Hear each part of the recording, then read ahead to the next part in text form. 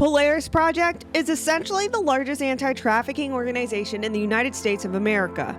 They also operate the National Human Trafficking Hotline, a lifeline of help and resources advertised to victims of human trafficking.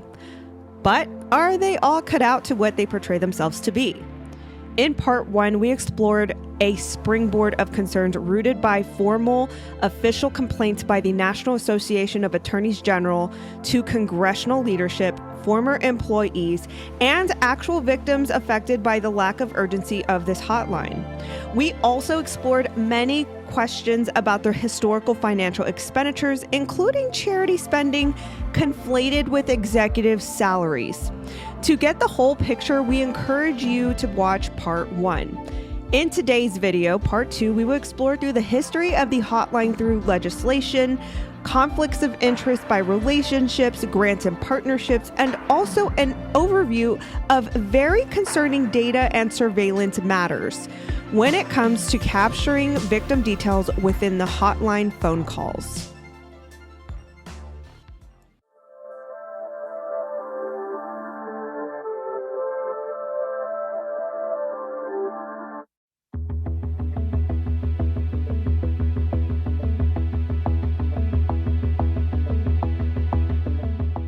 So a question you might have thought of is, why is this phone number everywhere and thought of to be the staple? The National Human Trafficking Hotline, NHTH for short, a well-known and highly distributed phone number. We see the posters donning the number with assurance to help victims.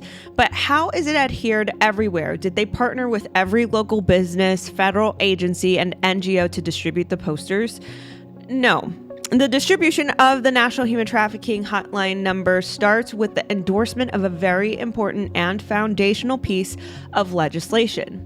Although the relationship with the federal agencies was long fostered before the existence of the hotline. In 1999, Representative Chris Smith introduced the legislation that would be considered the first of its kind. It legally defined trafficking and opened doors to the preventative funding we see today.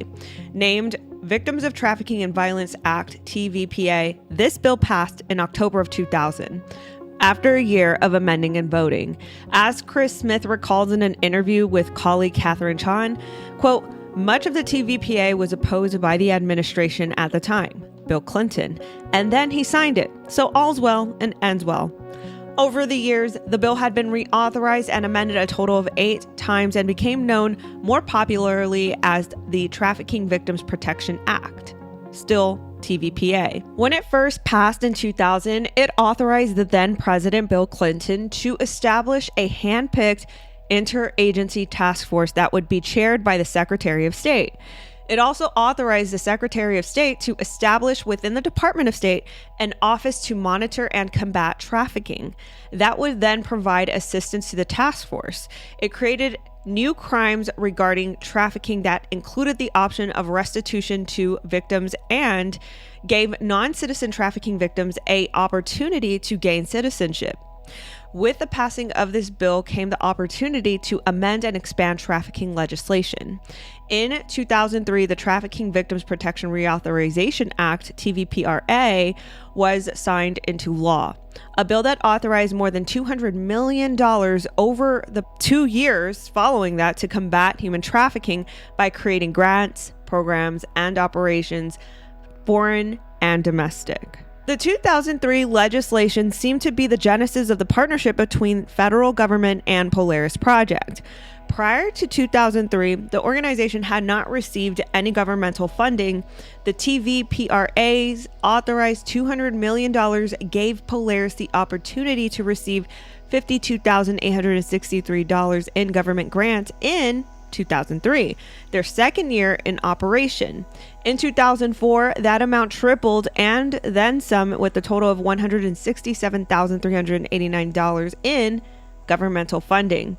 This was likely the authorized funding that was then awarded to Polaris Project to establish Polaris Project Japan, rebranded as Lighthouse, then dissolved in 2022. With a new vested interest in the TVPA, we begin to see the lobbying expenditures within Polaris Project's 2005 tax forms.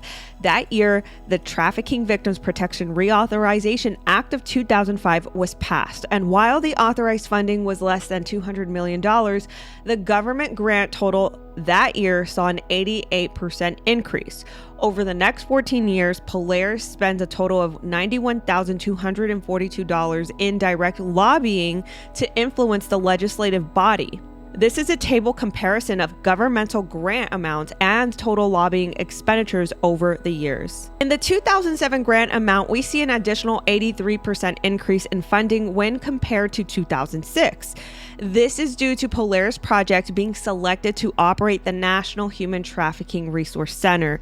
Another sharp increase comes in 2010 when Polaris Project is selected to develop online training for all military and civilian personnel on how to identify and respond to human trafficking by the Department of Defense.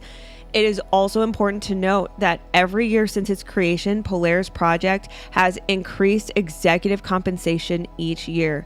In 2008, the TVPRA was renewed again with William Wilberforce Trafficking Victims Protection Reauthorization Act, introduced by Representative Howard L. Berman. In December of 2008, it was signed into law by President George W. Bush just 2 weeks later. With Polaris's own Bradley Miles pictured in the Oval Office, the authorized funding for that year was about $102 million to fight human trafficking. Polaris was awarded that year an 83% increase in governmental grant funding once again. When the TVPR bill was resurrected again, it called the Violence Against Women Reauthorization Act of 2013. This bill authorized $8 million for fiscal years 2014 through 2017 for the Department of Health and Human Services, where Polaris Project receives annual grant awards for the hotline. For this policy, much like 2008 reauthorized bill, Polaris worked closely with legislators to influence policy. The director of policy at Polaris Project was quoted in a press release regarding the passed bill saying, "After almost 2 years of urging action on this bill, we are thrilled to see the House of Representatives support this critical tool and provides vital services to survivors and curtails human trafficking at home and abroad." Within this bill was the legislation that made it possible for the National Human Trafficking Hotline phone number to be distributed almost everywhere in very little time. The legislation made a requirement that the hotline number had to be distributed to all federal government agencies so that they may publicize the number for others that are seeking help. The year the bill was passed, Polaris Project spent $9,246 in direct lobbying, and 2 years prior, a total of $9,918 in direct lobbying. Unfortunately, it doesn't appear the victims are getting much help that they need from the National Human Trafficking Hotline based on the testimonies within this report. But with this much legislative and monetary support, one must ask, why not? Calling into question the quality of help with such robust funding, you would expect the National Human Trafficking Hotline to be able to help every caller. Almost $30 million just in federal funding over the last 23 years, and the hotline is seemingly failing American victims. The next TVPRA was introduced and passed in 2015. This bill was introduced as the Justice for Victims of Trafficking Act of 2015 by Senator John Cornyn in January of 2015. It was passed by former President Obama in May of 2015. In a press release, Polaris Project in February of 2015, the Director of National Programs was quoted saying, "Polaris welcomes the new funding provided by Senator Cornyn's bill, which would bolster a myriad of services for victims and survivors of human trafficking." While the new funding was raised and praised, the amount in governmental grants received by Polaris Project decreased by 2% that year. But with another $10,545 in lobbying done in 2016, another increase in governmental grants is seen in a 52% increase. In 2015, the $14,000 in lobbying can be attributed to legislation also mentioned in the press release that did not get signed into law. The Stop Exploitation Through Trafficking Act sends a clear message to state governments that safe harbor legislation protecting child victims of human trafficking must be included in their response to this crime.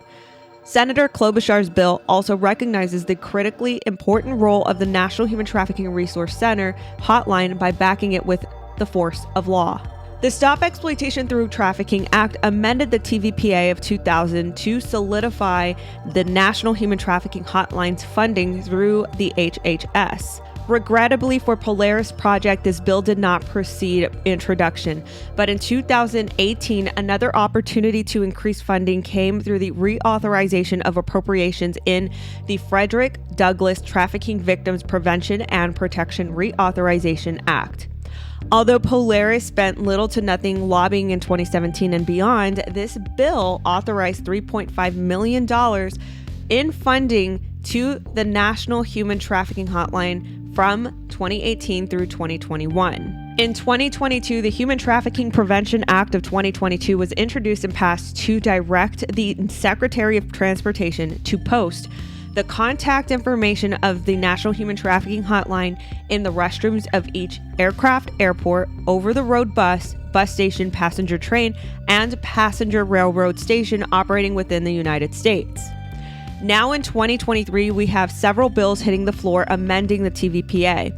One of them, called the International Trafficking Victims Protection Reauthorization Act, amends the TVPRA of 2008 to require the Secretary to provide information on how to contact the National Human Trafficking Hotline to foreign mission members and international organization employees.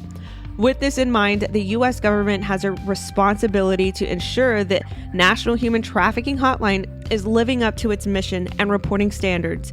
Victims domestically and globally depend on it.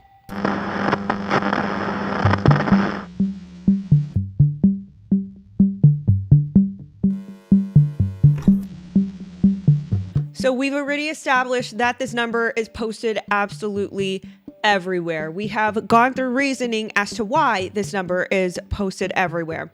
And we also went through some financial expenditures in which we had to explore through their 990 federal tax filings in order to get to know and process that data. And it was through their 990s where we were able to actually illustrate a bigger story. According to a statement included with a 990 tax filing in 2007, Polaris provided training and consulting services to various governmental professionals and departments. Through provided training for the TTASP, which stands for the Training, Technical Assistance, and Strategic Support Program, and to the HHS, which stands for the U.S. Department of Health and Human Services, Polaris Project entered into an official partnership with the HHS to run and operate the National Human Trafficking Resource Center and 24-hour hotline dedicated to the United States. Emergence of this proposed initiative occurred publicly in 2009, announced by the 5th Annual Clinton Global Initiative, better defined by one of their partners, Seeds of Peace. The Clinton Global Initiative, CGI for short, is a membership-based organization that brings together leaders from across the business, government, and nonprofit sectors to drive action on global changes. Established in 2005 by President Bill Clinton, CGI convenes global leaders to create and implement innovate solutions to the world's most pressing challenges. CGI annual meetings have brought together 190 sitting and former heads of state, more than 20 Nobel Prize laureates, and hundreds of leading CEOs, heads of foundations and NGOs, major philanthropists, and members of the media. The 2009 Clinton Global Initiative press release announced the partnerships and commitments for the annual meeting. The initiative theme aimed to end human trafficking, where Polaris Project was listed as one of those initiatives. It reads, Polaris Project will develop a holistic campaign to reduce profitability and incidents of human trafficking for victims of sexual exploitation in U.S. and Japan, and create a strategic model for implementation that can be used worldwide.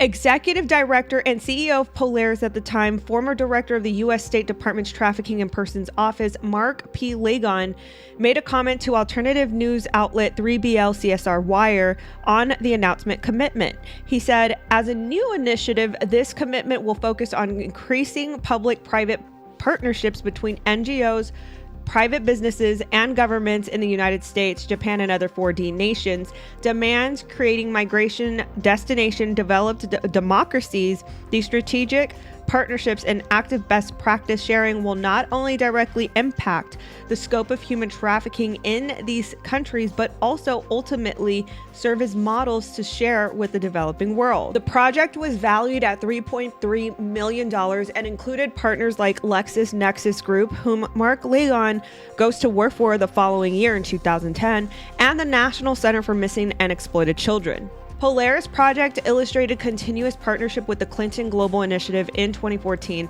Another commitment was made to build a global modern slavery directory. This directory announced its objective to be a global cross-matrix lookup for all resources in pertinence to human trafficking. Now, it is important to note the scandal surrounding the Clinton Global Initiative. In 2017, the Clinton Global Initiative announced it would end operations. This was due to the scandal surrounding donations. A report from Observer reads, the Clinton Foundation's long list of wealthy donors and foreign government contributors during the 2016 elections provoked critics to allege conflicts of interest, but as soon as Clinton lost the election, foreign governments began pulling out of annual donations, signaling the organization's clout was predicated on donor access to the Clintons rather than its philanthropic work. Since 2022, Clinton Global Initiative is back in action, but the stain of the scandal echoes.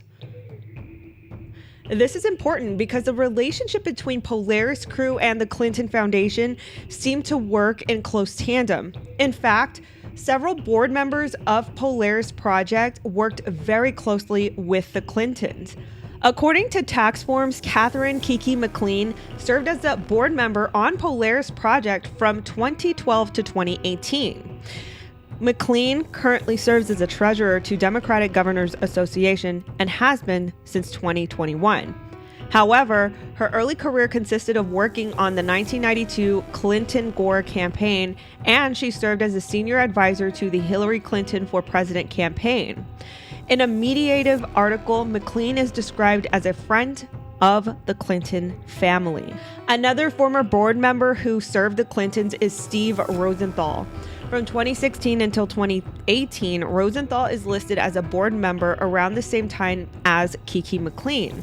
Rosenthal served the administration of President Bill Clinton as a deputy to the U.S. Secretary of Labor.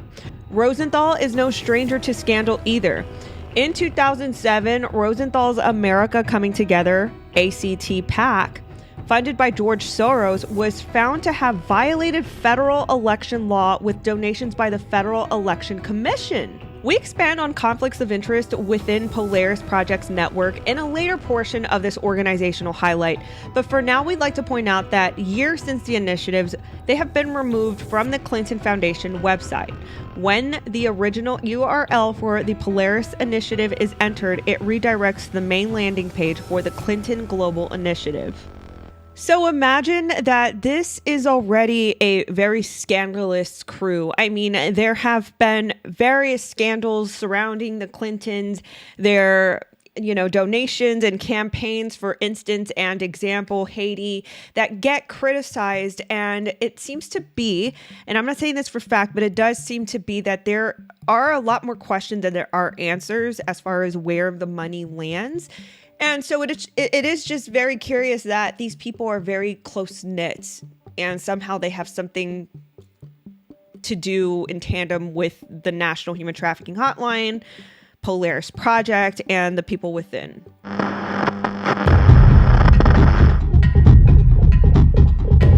One interesting change that came about is when the original co-founder, Catherine Chon, left Polaris Project in 2012 to work for the U.S. Department of Health and Human Services as the Director of Office on Trafficking in Persons, OTIP for short. We will need to emphasize the importance of this director role a little further down. But this then becomes more curious as she is described in her role by Johns Hopkins University to oversee a budget of $27 million, which funds grant programs, reviews requests for assistance from potential minor victims of trafficking.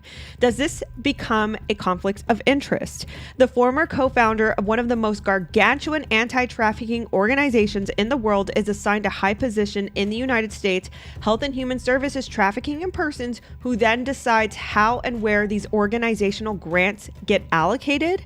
Polaris has since received $3.5 million from the HHS. You can see right here the 2020 grant listed, confirming the $3.5 million to the National Human Trafficking Hotline. Interestingly, in 2021 and 2020 tax forms for Polaris Project, it indicates that the government grant amounts to above $3.5 million. Where are the additional grant awards coming from? Could any additional OTIP grants be going to Polaris Project?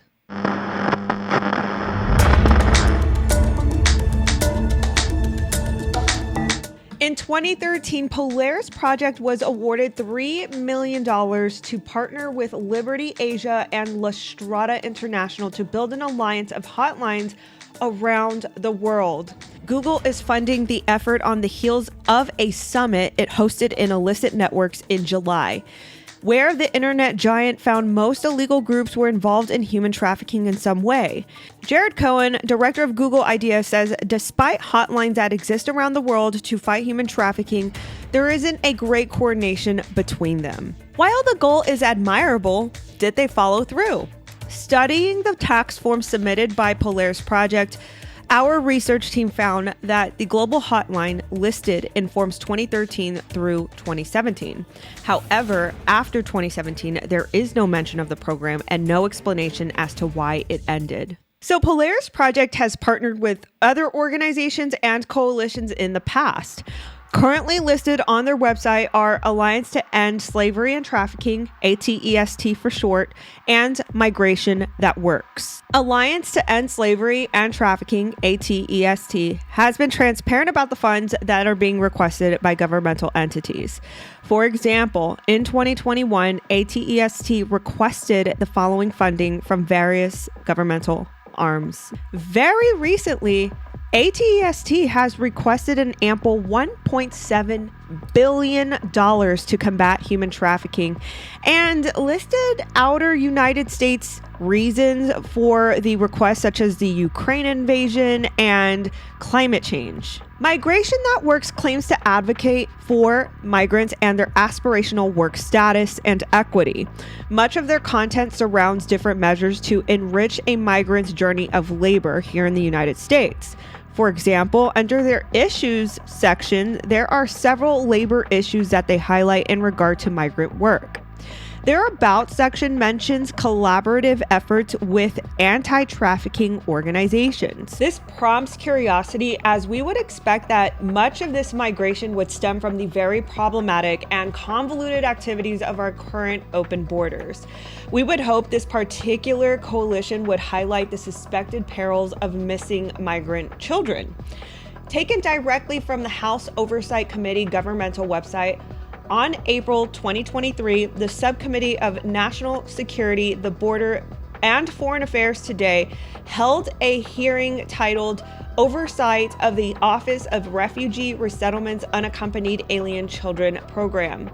Subcommittee members discussed how unprecedented levels of illegal border crossing, incentivized by the Biden administration's policies, have overwhelmed the Department of Health and Human Services, Office of Refugee Resettlement, ORR for short, and endangered migrant children. Robin Dunn Marcos, director of the ORR, was unable to answer basic questions about the HHS handling of unaccompanied alien children, which has prioritized the speedy release of unaccompanied alien children over their safety.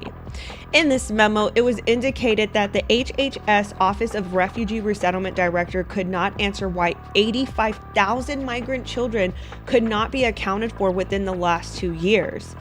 Nowhere on the Migration That Works website does it highlight any of these concerns. Migrant children, especially unaccompanied minors, are susceptible for getting taken advantage of, whether they are entered into forced labor or sexual exploitation. An investigation by the New York Times exposed that migrant children have been discovered to have been entered into the U.S. workforce, violating labor laws. Arriving in record numbers, they're ending up in dangerous jobs that violate child labor laws, including in factories to make products for well-known brands like Cheetos and Fruit of the Loom. Surely Migration That Works, alongside with Polaris Project, would share and address these concerns on their platform and network of advocates. Appended to the concerns of forced child labor are impairing concerns of children experiencing sexual abuse while in the U.S. government custody. At a congressional hearing in 2019, Representative Ted Deutsch of Florida made public data from the Department of Health and Human Services that illustrated that there were a total of 4,597 sexual allegations reported to the Office of Refugee Resettlement between the years 2015 through 2018. Of which 178 of these sexual assault allegations were made against shelter staff, and 1,303 were referred to the Department of Justice. Although these statistics reach back dating from 2015 to 2018, it's very evident that these are very serious issues that still persist, if not increased, due to the lax border policies. For example, in 2021, in a follow-up, Governor Greg Abbott of Texas requested that a facility for migrant children be shut down due to abuse and neglect accusations. Once again, we beckon, wouldn't this be a topic of concern for the advocacy of Polaris Project to take under? And this brings us to a full circle to highlight the irony. Remember, Catherine Chan, the co-founder of Polaris, has since 2012 held a director-level position within the HHS, within the Office on Trafficking in Persons, OTIP. Her bio on the HHS website says, as senior advisor, Catherine serves on multiple federal working groups on human trafficking, gender-based violence, child exploitation, and resilient supply chains. She is the federal executive officer of public-private collaborations, including the National Advisory Committee on the Trafficking of Children and Youth in the United States and the Joint Forced Labor Working Group. She claims to be a champion of children who are exploited and trafficked, yet there doesn't seem to be any spoken concern of how the border crisis and how the Office of Refugee Resettlement under the HHS, the department that she works under, is creating a cesspool of child exploitation. Enters Catherine Chen, the current CEO of Polaris Project. Catherine was actually appointed by Secretary Alejandro Mayorkas to the Homeland Security Advisory Council. Quoted by the DHS themselves, it says, she is a veteran anti-trafficking strategist who has spent 2 decades building innovative social justice programs and pushing for policy change to address the root causes of sex and labor trafficking. Currently, there is no mention on the Polaris Project website addressing the recent unaccompanied minors crisis. At the behest of public concern, 2 individuals that are associated with an HHS-funded organization have the obligation to communicate their concern and strategy about this daunting matter. Thus far, we have demonstrated valid concerns orbiting around the practices and strategies of Polaris.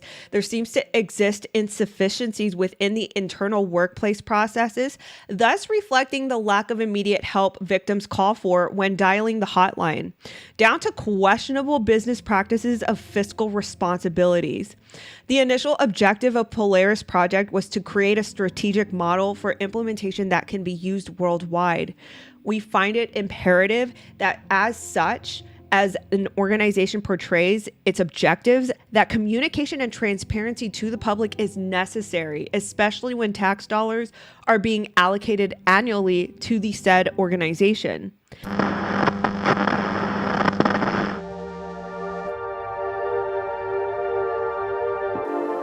If a simple sign in a bathroom stall sows hope to a victim only to be met at insufficiency, we ought to question what causes and effects exist.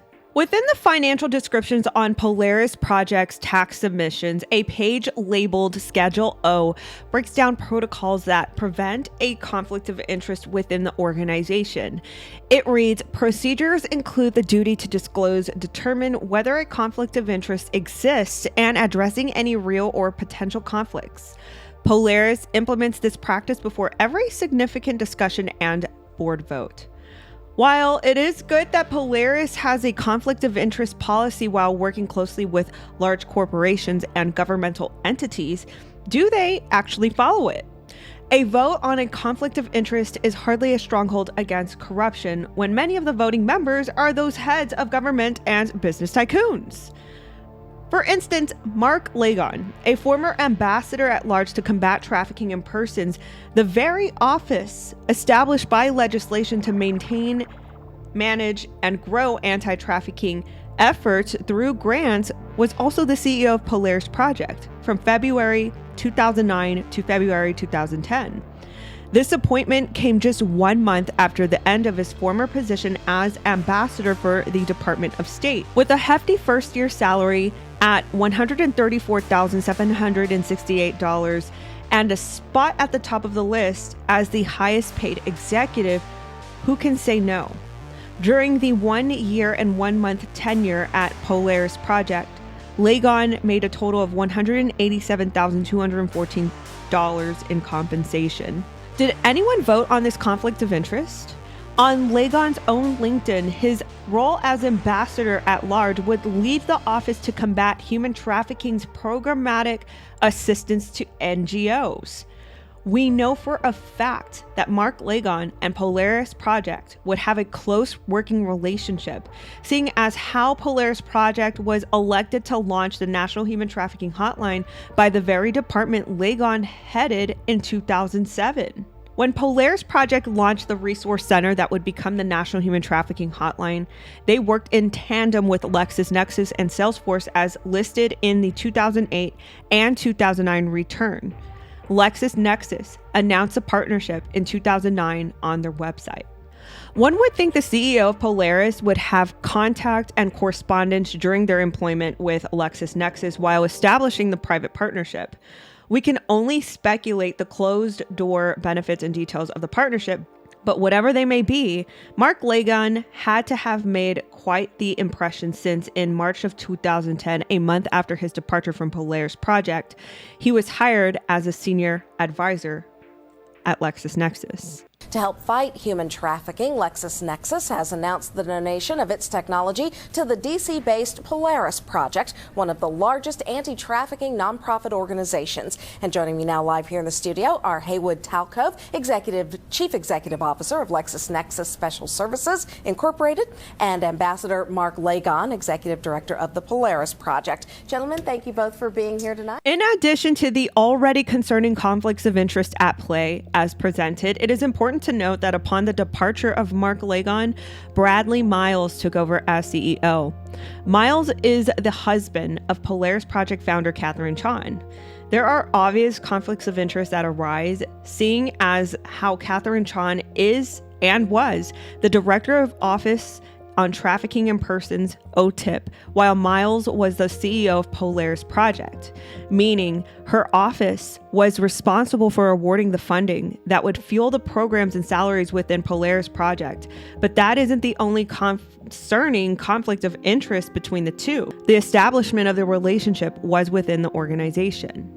In a Washington Post article published in 2013, they were the center of a piece titled On Love, Catherine Chon and Bradley Miles. In this article, the newlyweds told the story of how they met and became husband and wife. Chon details how she met Bradley in 2004 networking and dinner, and then again an event hosted by Polaris Project. That year, Bradley Miles began to volunteer with Polaris Project and by April of 2005 secured his first position as the National Program Coordinator. 1 year and 7 months later, Bradley Miles is promoted to the National Program Director in October of 2006. By late 2007, according to the Washington Post, Miles was told by his therapist that while he was superficially friendly, he rarely let people into his life enough to be truly open and vulnerable. When disclosing this to Chen, her response to that, as his executive director, was to suggest that they spend time together. By the spring of 2008, they went public with their affection, and quoted in the article by the Washington Post, Chen was worried that the romance could interfere with their professional dynamic, but continued to date Miles. That year, Bradley Miles would also be promoted to deputy director. The article states that by August 2008, they were dating exclusively. So one would expect that when taxes are filed in 2009, the conflict of interest would be addressed.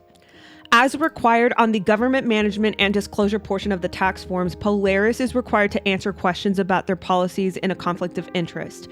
You will see right here in front of you an example of tax year 2011, which Polaris answers yes when asked if officers, directors, or trustees and key employees were required to disclose annually conflicts of interest in Schedule O of the tax forms. They expand on the potential conflict of Derek Ellerman and the co-founder of Polaris, 𝘰𝘬𝘦 Ellerman, his mother, serving together on the board. So strangely enough, in 2008, that tax year, it was prepared in 2009, the answer to the conflict of interest questions change. Here you can see Polaris answered that they do not consistently monitor conflicts of interest and they do not enforce compliance. When checking to see if the budding romantic relationship was addressed in Schedule O, similar to the way Ellerman's was, we were disappointed to find nothing about it. From the standpoint of professionalism, this relationship was ethically misguided. As an executive title holder, Chen was in a position to pressure Bradley Miles from a conflict of interest standpoint. Chen votes on promotions and salaries. Was she omitted from the vote on Bradley Miles? In 2009, Catherine Chen stepped away from the direct oversight role of president of Polaris so she could focus on her schooling at Harvard Kennedy. While Mark Lagon stepped up to fill the management role, Catherine was being groomed for her next position that would pose new conflicts of interest. In February of 2010, Bradley Miles steps up as CEO and Mark Lagon leaves to LexisNexis. 3 years later, Chen completes her Master's of Public Administration and is hired as a senior advisor on trafficking in persons.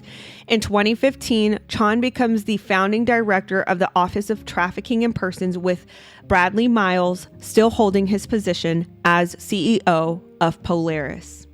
According to Johns Hopkins University website, Chen's function as the director of OTIP is to oversee the budget, which funds grant programs. How much is the budget that Chen controls?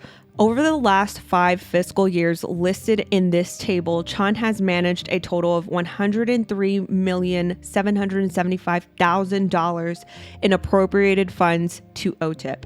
With these figures and details in mind, there are quite a few conflicts of interest that are seemingly ignored by Polaris Project and the governmental entities that fund them.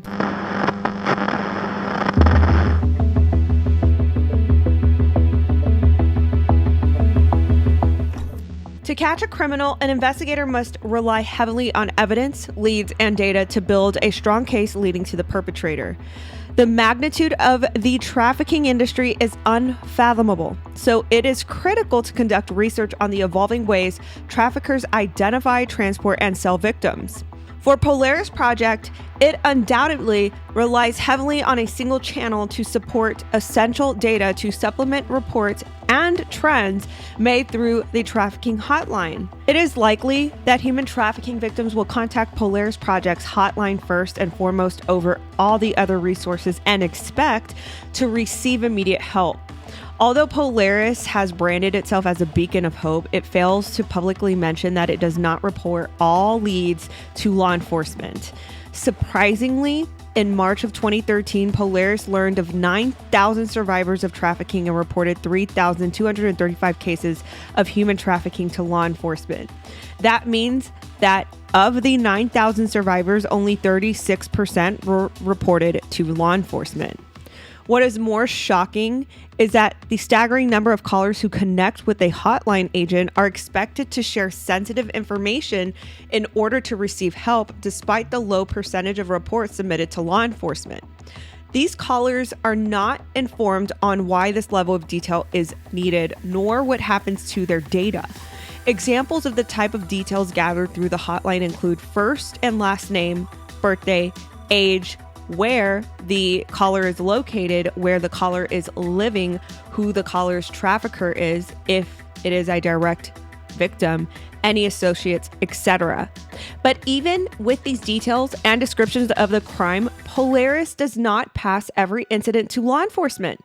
How, then, does Polaris Project determine when it is acceptable to pass reports to law enforcement if the hotline was intended to be a safe haven for victims? Most importantly, what is Polaris doing with their information? What the public may not know is that Polaris partnered with Palantir Technologies to manage its data repository. Palantir is a prominent technology firm known for its data mining and surveillance capabilities, which are frequently used in the intelligence and law enforcement communities. The whereabouts surrounding Polaris's data collection and repository are very limited. Even more startling is that Polaris chose to work with a firm that has intimate connections with the intelligence and military communities. Furthermore, Palantir has an appalling track record when handling or safeguarding data. So, what should we know about Polaris Project's data repository, and what was Palantir really hired to do? A quick search on the web reveals very little about this partnership, partly due to Palantir strangely scrubbing any relations to this collaboration from its own blog. But the internet is a permanent record, and our research into the company and Polaris Project's partnership raises concerns over Polaris's legitimacy and its ability to fulfill its mission. It is well known that Palantir is shrouded in secrecy. This is a company that has maintained a carefully crafted narrative while still being discreet as it continued to expand and win significantly large government contracts. Moreover, CEO Alex Karp, an unmistakable character, seems like an odd selection to run Palantir given his lack of technological skills.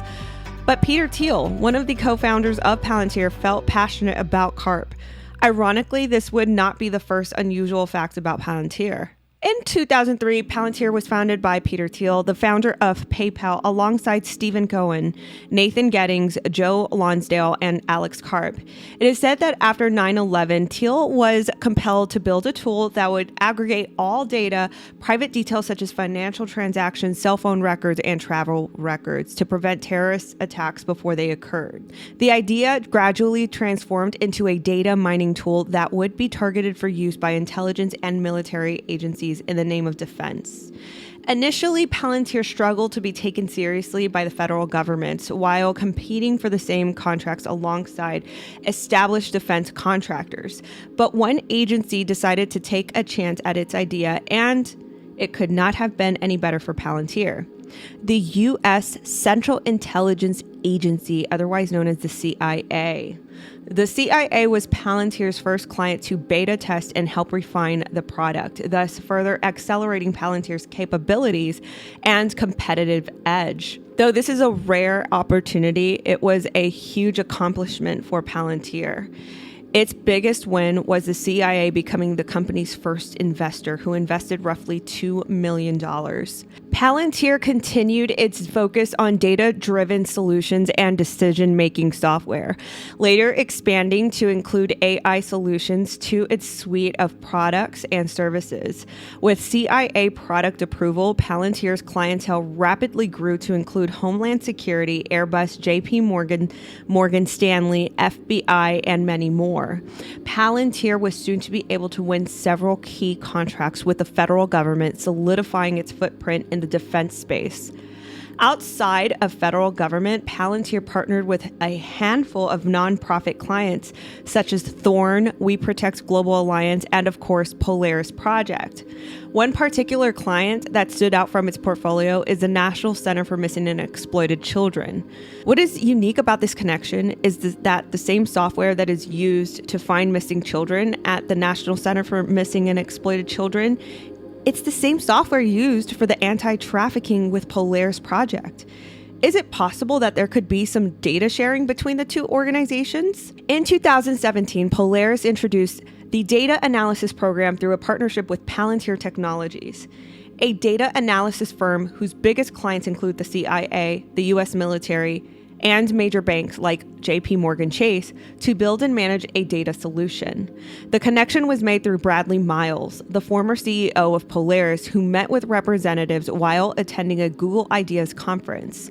Since the data center's launch, it cost Polaris over $800,000 a year to operate and maintain. Ironically, Palantir Technologies' early investments were from the U.S. Central Intelligence Agency's venture capital arm, In-Q-Tel. Palantir was also tied to the Cambridge Analytica Facebook scandal. Furthermore, Palantir Technologies software includes at least 12 groups within the U.S. government. While it is a firm that claims to provide robust software on data analytics and counterintelligence, why would Polaris partner with Palantir to collect data on trafficking victims and minors? According to Palantir, the National Center for Missing and Exploited Children was provided a data integration software that would scan through thousands of tips and reports regarding missing or exploited children, surface actionable intelligence to the National Center of Missing and Exploited Children analysts, and send intel to law enforcement. Some of the tips and reports submitted would be images, and the software would be used in an algorithm to suggest possible patterns or links based on the data to link potential children to reports. When a hit, or other words, a match, was made, the analyst alerted law enforcement. National Center for Missing and Exploited Children's Vice President John Sheehan stated, "It used to take days to weeks when dealing with cyber tip online reports and seeing offenders arrested. Now with Palantir alerts, we're talking hours from the time we receive the information to law enforcement making the arrest." Palantir's partnership with the National Center of Missing and Exploited Children was announced in 2010 and still can be found on the site. Shortly after the National Center for Missing and Exploited Children, Palantir began a partnership with Polaris Project, a subtle but important detail that will be discussed later in this report. Interestingly, Palantir has scrubbed any reference to Polaris's partnership from its website. Why? Such blog articles such as How Many Years a Slave, written by Palantir themselves discussing the partnership, are redirected to an Error 404 page. Luckily, we were able to locate the original article through the archives. This discovery appears rather unusual since Polaris Project appears to still be using Palantir software. Why would Palantir erase any public connection to Polaris, and when? Given the extraordinary capabilities that Palantir's products offer, it was important to examine the origins of this partnership to inform the arrangement, motive, and data solution overall.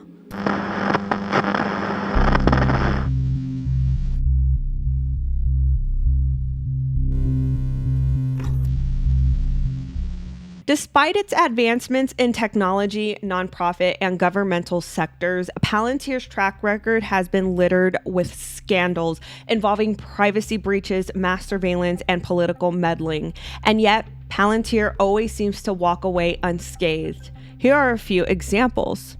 It's one thing to perform contractual work with the CIA. It's another when the contractor is heavily invested by its client. We would be remiss to say that it is not suspicious that Palantir's origins has ties to the CIA. In-Q-Tel, a venture capitalist firm, is essentially a business extension of the CIA. Not only does In-Q-Tel invest in small startups, it controls many of the investment decisions for these startups. In-Q-Tel can receive funds from other agencies such as the National Security Agency, NSA for short, Federal Bureau of Investigation, that's the FBI, and the Defense Department, to invest in innovative technologies useful for national security. But the CIA remains as In-Q-Tel's main source. Though In-Q-Tel does not disclose successful investments through its support, Palantir was able to build a company with a market capitalization of $32 billion as of June of 2023. Probably its most controversial work to date, Palantir helped the Department of Homeland Security on numerous projects, including Falcon, a proprietary version made to replicate Palantir's Gotham software product, and Investigative Case Management, ICM system, a modernized version of ICE's legacy system, TECS that was designed to interface with other systems within and between departments. Palantir's partnership with DHS Homeland Security Investigations HSI Division began in 2011. HSI's core mission includes a variety of transnational crimes, one of which is to combat human trafficking and child exploitation. In recent years, Palantir came under fire as reports emerged that ICM and Falcon were interfacing with other agency databases and exchanging sensitive information, some of which had led to national coverage involving deportations. Despite these revelations, Palantir and DHS continued to do business. In 2022, DHS renewed its contract with Palantir, awarding the company $95.5 million over a 5-year period. In 2009, 𝘮𝘭𝘮 Chase partnered with Palantir to leverage its software to institute stringent measures that would surveil potentially dishonest traders. The former security chief, 𝘱𝘍𝘍𝘐 III, quietly worked with a number of Palantir engineers to have his security team collect various records on the bank's top executives. These records included emails, browser history, transcripts of phone conversations, and GPS locations. 𝘱𝘍𝘍 was later caught, prompting an internal investigation and forcing his resignation in 2013. This incident, however, did not affect Palantir's relationship with the global bank. As of March 31st, 2023, 𝘮𝘭𝘮 Chase invested in Palantir by purchasing roughly 536,000 shares of Palantir stock, also with the intention of leveraging AI in banking. In 2018, allegations emerged stating Cambridge Analytica accessed and improperly handled over 50 million Facebook users without users' consent. While the media coverage focused on Cambridge Analytica and its influence on the 2016 U.S. presidential election, it was alleged that Palantir was working with Cambridge Analytica and harvesting Facebook user data.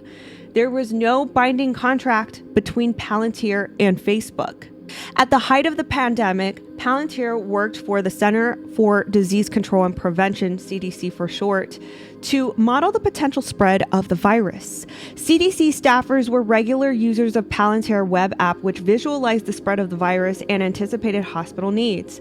Palantir also worked in the UK government as a similar data analysis. Palantir also worked with the UK government on a similar data analysis. In December of 2022, Palantir was awarded a 5-year, $443 million contract to streamline other programs involving Palantir, Health and Human Services Project, Administration for Strategic Preparedness and Response, ASPR for short, 𝘱𝐿𝐴GE Tiberius, and DCI-PHER. In 2020, reports revealed Palantir's partnership with LAPD, that's the Los Angeles Police Department, and how it created one of the most controversial databases, which was none other than a massive police surveillance system containing details from the DMV, license plate information, addresses, names, associates, etc. The report also revealed that similar data sharing agreements were made between LAPD and other institutions and departments such as the California Police Departments, universities, school districts, and airport police, which transferred data into Palantir's software. Shortly after the war in Ukraine began in 2022, Palantir established operations to help the Ukrainian government make real-time battlefield decisions, including artificial intelligence. The use of Palantir software was initially intended to help resettle Ukrainian refugees in the UK, Lithuania, and Poland. The scope expanded to then include military operations as the war continued. Similar operations using Palantir software were used in Afghanistan to make decisions and more effectively target and kill enemy combatants. Ukraine is not being charged for the use of Palantir's services. Palantir also worked with the Clintons on the Clinton Global Initiative, CGI for short, on disaster relief and portfolio trends. The supposed connection was initiated by Haim Sabin, a media mogul who emailed John Podesta, who at the time was Hillary Clinton's campaign chief. According to email records, Palantir CEO Karp did not work with any political campaigns with the exception of one he was interested in, Hillary Clinton. Why are these details essential? Because what appears to be isolated events may actually be a trend going unnoticed.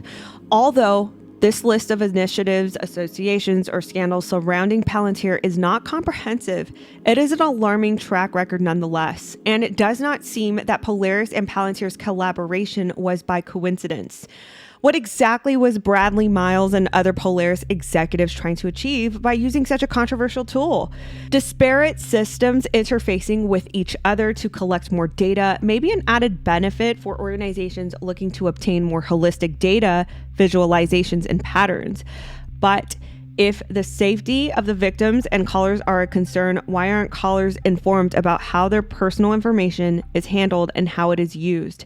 Additionally, who has access to it? Okay, so this is a major concern, right? The fact that some of these are known, or these agencies are known to interface their data and their databases, and this is the same system, same software that is being used to collect and to document and store human trafficking victims' data, including some minors that call in. I mean, it is unfathomable that this is not known by the public. And you'll later see their privacy policy on their website does not disclose this or educate the consumer whatsoever how the heck they process this data. And this is very important, especially with the scandals that they are written of.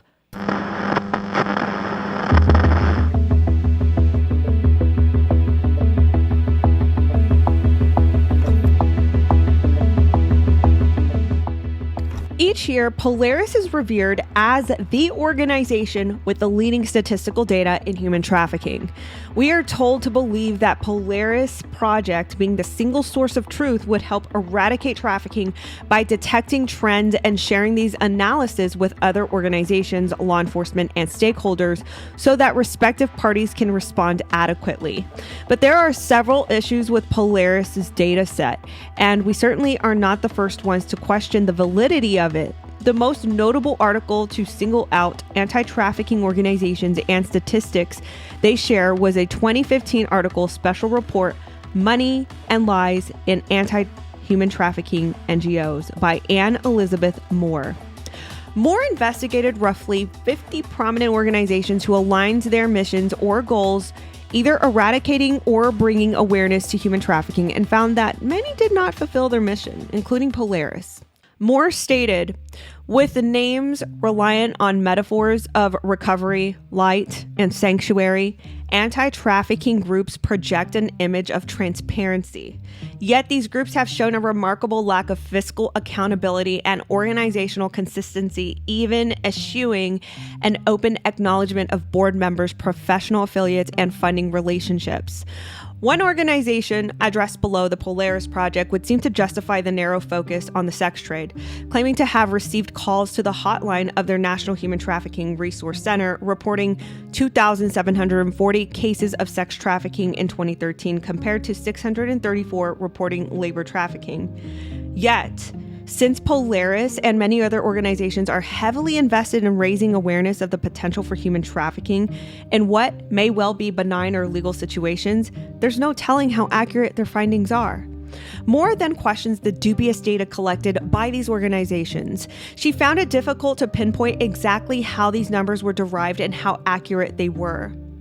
Numbers throughout the murky world of human trafficking are notoriously hard to verify. How many traffickers? Uncountable. How many victims? So many. So how old are they? Too young. How much money changes hands? Zillions upon cajillions of dollars daily, scarily lucrative. Time declared it in May of 2014. Headline, sound unbelievable? It is. And aid groups will claim it's because the unvarnished truth of human slavery is incomprehensible to most living Americans today. The DC-based Polaris Project, with a $7.3 million budget, is slightly more careful to word unverified statements, but rarely offers any corroboration.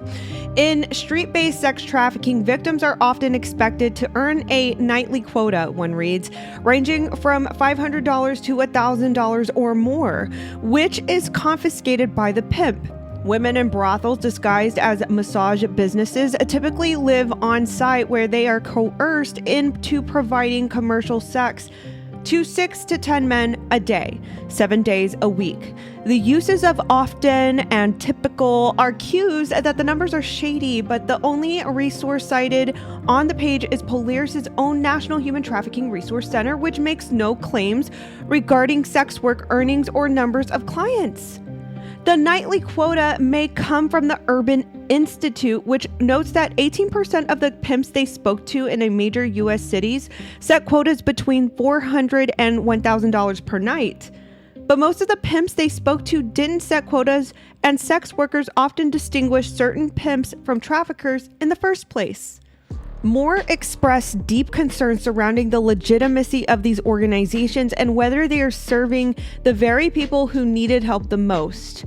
Ultimately, she presented enough evidence to suggest that the amount of money these anti-trafficking organizations rake in does not translate to the documented figures allocated towards the services or support of the trafficking victims. Of the 50 anti-trafficking organizations examined, a total of 19 disclosed recent annual budgets of $1 million or more, most in 2012 or 2013. Only the Association for the Recovery of Children's financial data from earlier 2007 and was extremely difficult to track down. Many organizations pulled in more. In fact, the total combined earnings from those 19 organizations were more than $677.5 million. The remaining organizations that made financial data available combined took in more than $8 million, presuming that each of the 9 organizations that make no financial disclosures earn less than $50,000 per year. Say $40,000, and only 2 disclosing organizations made under this amount. This seems low but plausible. We can add another 360,000 to this total.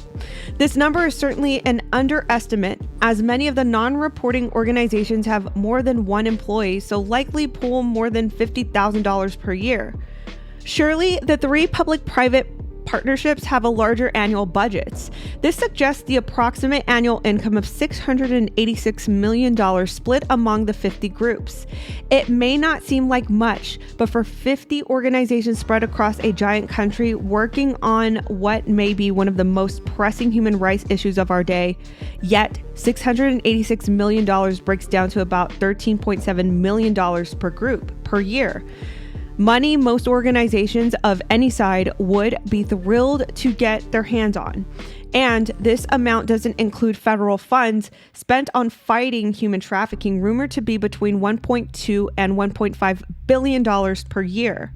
Given the $686 million anti-trafficking budget shared by 50 of the most prominent organizations, which doesn't count federal costs, this breaks down to an average budget of $343,000 per case, certainly enough to secure each victim a safe place to live for at least a year. Yet a 2013 report found that only 682 beds available nationwide to victims of trafficking, with another 354 more planned for 2014. Now, let's examine some of Polaris' available reports. Remember, the source that drives the data is the hotline, and yet testimonies from both internal staff and callers suggest that the hotline is chronically inefficient and understaffed. Callers have also noted long wait times, 2 or more hour waits, sometimes on average, to speak to an advocate. Some callers never connect with an advocate and simply give up. This strongly suggests that the volume of data collected, or even a sample size, is significantly smaller and possibly manipulated. If the number of unsuccessful attempts is higher than the number of successful connections, according to Polaris, only calls successfully connected are counted towards their metrics. One statement that immediately stood out on Polaris' 2020 report is a disclaimer describing the data and the hotline. The report states, "This data should not be mistaken for the prevalence of human trafficking in North America over a given year. The data only reflects contacts with the trafficking hotline, which Polaris operates in cooperative agreement with the U.S. Department of Health and Human Services. The trafficking hotline exists first and foremost to serve victims and survivors of sex labor trafficking.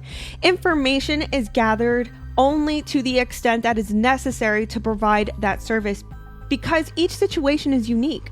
So, are there questions, answers, and answers recorded? Is it possible to know that many other situations of trafficking or exploitation are occurring that are never reported? Nor does that trafficking hotline know the outcome of these situations or if they ultimately meet the legal definition of trafficking.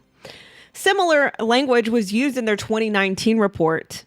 So after reading that disclosure from Polaris Project's annual report, I have to concur with what Anne Elizabeth Moore said in her special report, Money Lies in Anti-Human Trafficking NGOs. It seems to be that these are very vague terms. They're not very definitive, and they even kind of throw the reader off a little bit just to kind of disclose that they don't have the exact figures, and they're kind of covering their butts for that in a way. And all of this is just, it's very confusing because it is thought to be the leading source for data in the United States at the very least, if not the world. The world could leverage that data. But the fact that the inputs of calls may not equal the amount of desperation out there, it forms more questions that we do have answers about this National Human Trafficking Hotline and the way that they collect data and the way that it's marketed as the source for data. The 2019 data represented in the report is documented for one full calendar year. Polaris Project noted that in 2019, 22,326 victims and survivors were identified. At an initial glance, this appears like a reasonably large number, but after further comparing this data set to other national hotlines, the differences are shocking. So what you see in front of you is the first page of the 2019 data report. The contact from victims and survivors themselves bar graph shows rapid increases in the number of contacts from victims and survivors. What isn't clear is if there are repeat contacts. If so, is this documented in Polaris's system? What measures does Polaris take if the victims or survivors are repeat contacts? How does Polaris track calls that don't go through? Next, the colorful chevron graph at the very bottom illustrates the total number of situations of human trafficking identified. What you see in front of you is the second page of the 2019 data report. Polaris noted receiving over 48,000 contacts. Polaris discreetly uses the term contacts, but does not indicate these as calls. Finally, a skilled data analyst will also notice that Polaris call metrics have been obscured behind percentages instead of displaying actual numbers. Percentages can be useful at times to show dramatic changes, but they can also be deceitful to embellish the truth to avoid telling the real story. The accurate way to view statistical data is to view the whole numbers in conjunction with percentages. For instance, if only 2 calls were made to the hotline were successful out of the 3 calls in one day, the success rate for the calls connected would be 66.6. Now, let's take a larger data set. Let's say a call center received 1,000 calls in a single day, and 656 of those calls were successfully connected. The percentage would be 65.6. The percentages from both of these examples are identical, but the actual numbers provided the additional context needed to know the real story and volume. We'd like to also bring attention to a very short and vague privacy policy concerning data protection with focal point to donors. For the interest of the victims calling into the hotline, it would be ideal to know exactly their personal details are processed and stored. So let's take a look at another hotline just for comparison's sake, the National Domestic Hotline. This hotline has the exact conditions as the trafficking hotline, including a 24-hour national hotline, a population requiring immediate needs. The similarities, however, stop there. There are differences between the two. On this first page, for instance, the National Domestic Hotline report explicitly defines a contact. It also notes how many contacts were received based on the contact method. Finally, it explicitly shows how many calls chats, texts were received and how many were answered. Out of the total received in 2020, the hotline was able to answer 57% of those contacts. Moreover, it is clear to the reader how the hotline is performing year over year and within a given year. These are the types of basic questions that should be answered and not solely concealed behind percentages.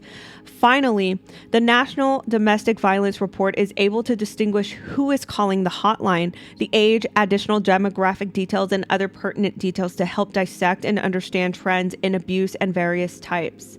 These details are invaluable to consumers of this report because there are clear patterns noted through the calls, prompting clear, actionable decisions.